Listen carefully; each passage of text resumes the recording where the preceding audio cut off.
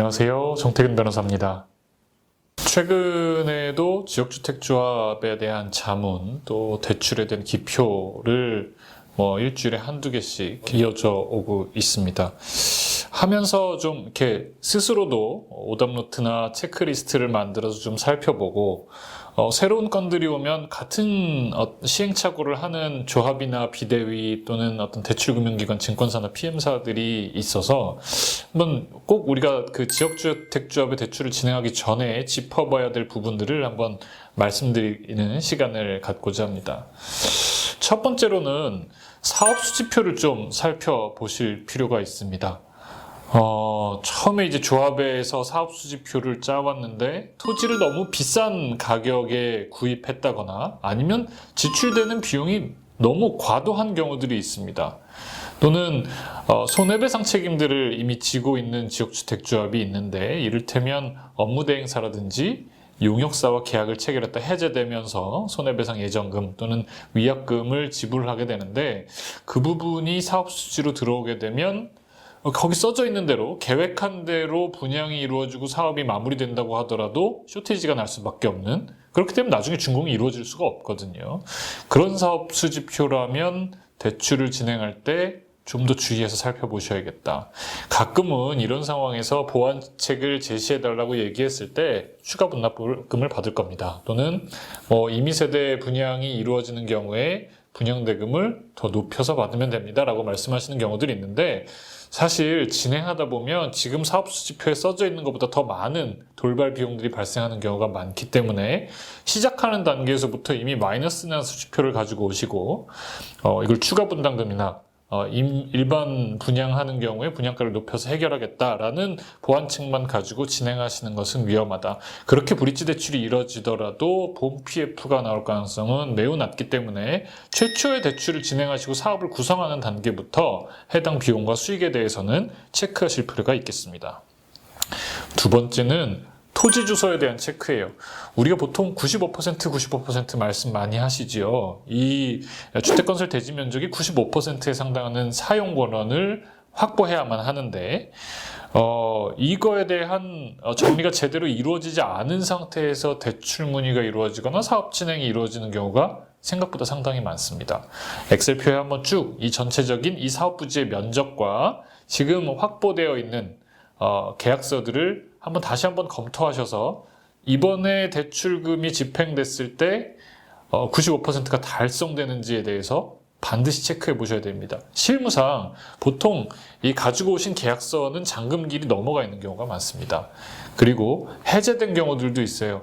몇 차례에 걸쳐서 확약서를 작성해 주시면서 이를테면 2021년 3월 1일까지 잔금이 지급되지 않으면 확정적으로 해제됩니다. 반드시 꼭 지급하겠습니다. 라는 확약서까지 제출 주시는 경우들이 있거든요. 이런 경우에 이거 정리 제대로 안 하시고 대주단 모으시고 금융조건 논의하시고 했다가 마지막에 기표하는 시점에 가서 보면 그분들이 지금 이 가격에는 팔지 않겠습니다 라고 하면서 권리증 안 넘겨주시는 경우가 많아요. 그러면 사고 나는 거예요. 95% 안 된 상태에서 대출이 나가면 인출상환 조건이 안 지켜질 뿐만 아니라 그걸 유보하고 일단 옆으로 제외해놓고 진행을 한다고 하더라도 나중에 본 PF 나오지 않고 사업계획 승인 나오기도 어려워요. 그렇기 때문에 토지 주소를 반드시 정리해서 살펴보실 필요가 있겠고, 그 근거가 되는 계약서, 합의서 미리 살펴보실 필요가 있겠습니다. 완벽할 수는 없어요. 토지 매매 계약서가 모두 완벽하게 갖춰져 있고 확약서 기한 잔금 연기 시점이 대출 기표 시점 이후로 100% 확보되어 있는 지역주택조합은 많지 않습니다. 다만 대부분의 계약서가 이렇게 작성이 되어 있는 것은 지양할 필요가 있겠고, 좀 최소화되어 있는 몇 개 정도의 계약서만 조금 정리가 안 된 상태로 되어 있을 때 대출을 구체적으로 진행하시는 것이 맞겠고, 이 금융기관 저 금융기관 다니게 되면 보통 금융조건이 더 안 좋아집니다. 법률적으로도 온전하지 않다는 걸 여기저기 알리고 다니시는 거기 때문에 조합 입장이나 또는 조합에 대해서 적법하게 감사 권한을 가지고 있는 감사님 또는 비대위 입장에서도 지금 우리 토지조서상으로 계약서상으로 95% 달성이 가능한지에 대해서 미리 살펴보시는 것이 필요합니다. 자주 받는 질문 중에 국공유지도 여기에 포함되는 거예요 라고 물어보시는 분이 있어요. 당연히 포함이 됩니다. 국공유지도 이 95% 확보해야 되는 사용권한에 포함이 되고 다만 실무상 대부분의 토지를 확보한다고 했을 때 이 국공유지를 소유하고 있는 뭐 국가라든지 시청, 군청에서는 요 뭐 사용할 것을 허가한다는 이제 동의서 양식이 있습니다. 그 양식을 아주 특별한 사정이 없으면 잘 이제 써주는 경우가 많이 있기 때문에 미리 뭐 이건 무조건 국공유지 포함 안 돼서 안 된다 이렇게 판단하실 필요는 없지만 사전적으로 동의서를 좀 받아오셔라. 국공유지도 여기 포함돼야 되는 토지다라는 것을 알아두시고 대출 진행하시고 또 조합 입장에서도 포함한다는 것을 전제하에 사업을 진행하시는 것이 맞겠습니다. 업무 대행사에 대한 부분을 살펴보면 사실 저는 아주 초창기 지주 단계부터 자문을 시작해서 준공하고 또 준공하고 청산에 이르는 데까지도 뭐 1년 이상 시간이 걸리는 경우가 많은데 보면 처음에 함께 했던 업무 대행사가 청산 시까지 함께 있는 경우는 사실 실무상 거의 없습니다. 중간에 한 번쯤 바뀌는 경우가 많고 그만큼 사업이 어렵고 업무 대행사와의 분쟁이 조합과 일어날 수밖에 없는 이 구조기는 한데요. 이때 이제 나타나는 것이 조합이 겪게 되는 문제가 위약금 문제입니다. 보통 이제 업무 대행 계약서에는 해제하는 경우에 나머지 수수료를 모두 지급한다 또는 위약벌로 얼마를 지급한다 이렇게 써져 있는 경우들이 많이 있거든요. 그러면 이제 조합 입장에서도 업무 대행사 입장에서도 또는 이 사업을 진행하기 위한 대출을 주선하는 금융기관에서도 도대체 이 위약벌을 정말 다 줘야 되는 거냐. 보통 몇십억 써져 있거든요. 뭐 20억, 30억 써져 있는데 그럼 자금 수수표를 짤 때 이 20억, 30억이 무조건 지출되어야만 하는 돈으로 봐야 하는 겁니까? 라는 질문을 제가 많이 받는데요. 계약서의 문구에 따라 좀 달라질 수 있어요. 만약에 이 위약금이 손해배상의 예정이라면 원칙적으로 감액이 가능합니다. 하지만 위약벌이라는 정말 한 끗 차이인데 뒤에가 위약금이 아니라 위약벌로 써져 있으면 원칙적으로 감액이 안 돼요. 다 지급해야 될 수 있습니다. 원칙은 그래요. 하지만 이 경우에도 법원이 일부 무효의 법리를 적용하는 경우가 있어요. 실제로 업무 대행사가 한 업무가 어느 정도냐? 전체 사업 기간이 뭐 짧으면 3년, 긴 경우에 사실 10년 넘어가는 경우도 있는데요.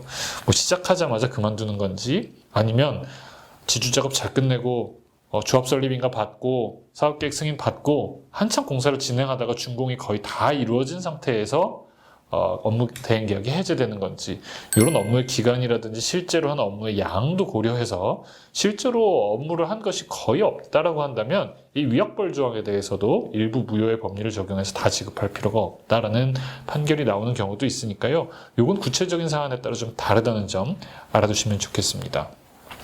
가압류 같은 경우들 이렇게 들어오는 경우들이 있어요. 해제된 업무 대행사가 가압류 같은 거는 뭐 해방 공탁을 통해서 풀 수 있는 거고 또 가압류가 되어 있지는 않지만 소송이 진행되는 경우에는 어쨌든 일부라도 지급해야 되기 때문에 구체적인 사안을 검토해서 필요한 금액은 유보를 하고 진행되는 방법을 생각해 볼 수 있을 겁니다. 비대위와의 분쟁도 빠지지 않는 부분이에요. 사실 분쟁이 전혀 없는 지역주택조합 사업이라는 것은 없기 때문에 비대위와의 분쟁이 있기 때문에 이거 뭐 대출을 진행하면 안 되겠다 이렇게 금융기관 담당자들이 판단하실 필요는 없고요. 이게 이 분쟁이 치유 가능하고 해소 가능한 분쟁인지 아니면 전혀 하자가 치유될 수 없는 하자인지에 대해서 법률 전문가를 통해서 판단해 보시는 것이 중요합니다. 이게 보통 비대위와의 분쟁이 생길 때 비대위에서 조합장 또는 조합 임원들을 상대로 정말 여러 개의 그 정보 공개 청구를 해요. 이제 법에 15일 이내에 필요한 자료를 정보 공개하지 않는 경우에는 이제 벌금까지도 부과될 수 있도록 벌칙 규정이 규정되어 있고 더 구체적으로는 규정이 되어 있지 않기 때문에 정말 많은 양의 어떤 정보 공개 청구를 하게 되면 기껏 해봐야 조합의 직원이라는 것이 뭐 한두 명 정도 상근 직원이 있고 조합장님 계시기 때문에 너무 여러 개의 정보기공 요청이 오면 다 응할 수가 없거든요. 또는 실무상 몇 개 빠뜨려지는 경우도 있어요. 그러면 그걸 이유로 다시 형사고소를 하게 되고 형사고소에서 벌금이 나오면 자격이 충분하지 않다. 보통 정관에 이제 벌금 이상의 형사 전과가 있는 경우에는 당연 자격 상실이 되는 경우도 있고 아니면 자격 상실을 청구할 수 있는 조항들이 있기 때문에 그런 조항들을 근거로 해서 조합장을 내려와라 라고 이야기하는 경우가 있는데요. 실무상 그렇게 공격을 할 수도 있지만 반대로 또 막는 입장에서는 준공시까지 이 소송이 빨리 끝나지 않도록 어쨌든 선고가 나오지 않으면 되는 거니까요. 지연시키면서 결국에 우리가 이제 사건을 좀 숙성시킨다는 이야기도 하는데 결국에 그렇게 형사고소를 서로 주고받으면서 가다 보면 준공시에 이르러서 서로가 합의를 하고 수사기관 입장에서도 또 법원 입장에서도 당사자끼리 준공을 위해서 합의를 했다고 하면 이렇게 큰 벌금형을 내리거나 하지는 않는 경우가 많이 있거든요. 그래서 기소유예라든지 법원에 가서도 뭐 선고유예를 주장해보는 방법도 있을 수 있습니다. 그러니까 비대위와의 분쟁이 있는지 한번 체크를 해보시되 그 분쟁의 정도가 어떤지 실제로 어떻게 진행되고 있는지에 대해서도 미리 체크를 해보시고 지역주택적 대출을 진행해 보시는 것이 좋겠습니다. 감사합니다.